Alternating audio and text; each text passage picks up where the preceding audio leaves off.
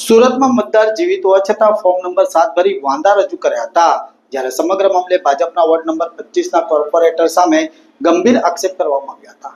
સુરતમાં સરની પ્રક્રિયા દરમિયાન મતદાર જીવિત અને હયાત હોવા છતાં ફોર્મ નંબર 7 ભરી વાંધા રજૂ કર્યા હોવાના ગંભીર આરોપ થયા છે. સમગ્ર મામલે ભાજપના વોર્ડ નંબર 25ના કોર્પોરેટર સામે ગંભીર આક્ષેપ થતા રાજકીય વાતાવરણમાં ગરમાટો આવી ગયો હતો.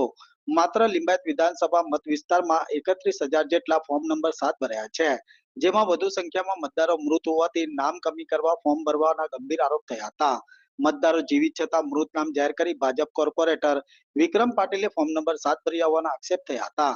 કોંગ્રેસના પ્રભુત્વવાળા વિસ્તારમાંથી વોટ કમી કરવાનો પ્રયાસ સામે સલાબતપુરા પોલીસ મથકમાં 228 લોકો દ્વારા અરજી કરવામાં આવી હતી.